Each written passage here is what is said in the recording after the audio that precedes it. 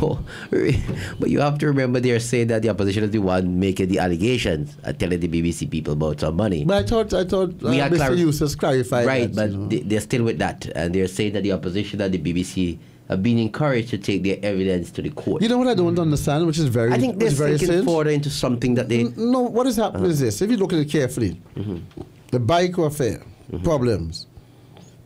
So why the opposition come for a solution for that?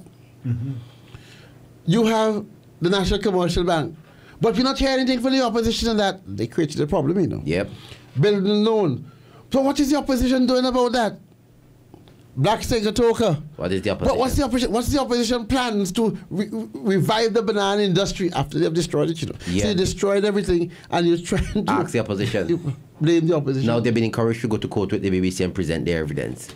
Well, you know, the whole thing is that, as I said, I am more interested right now in the statements that the BBC made. Yeah. And I am beginning to become a bit uncomfortable with those statements because we are, in truth, in fact, a 2x4 country. Yep. Just 18 miles long, 11 miles wide, the mainland.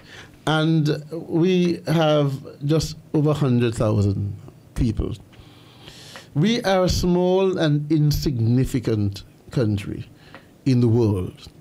And for the most part, people hardly know we exist. Where I lived in the United Kingdom at the time, people never heard of St. Vincent and the Grenadines until I went there. And they didn't even know where it was. Some of them are within Jamaica. In Jamaica. And so you find that they don't know. But these things been and you can become Prime Minister of this country for the next 50 years. And nobody knows. And nobody knows of substance will know about you out there.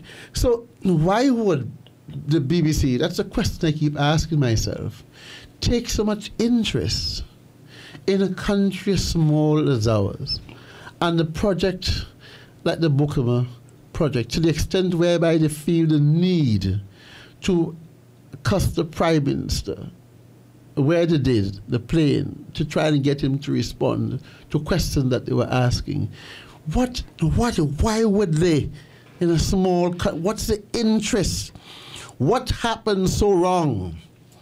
And I think that is the way we should be thinking. Looking at the letters, the content of the letters again, the Prime Minister is dismissed as someone who's insignificant. Yeah, they treated him with disdain to me. And yes, and you wonder why that has happened. It is not like the English to respond to people in that way. They normally would make the letters very brief, to the point, laced with diplomacy. So if they're very angry, you may be able to imply it or dig it up from certain words that they use. But the expression, obvious expression, will not be in such a way that is so clear and so plain, you know? That's true. Let's take a call. Let's take a pin.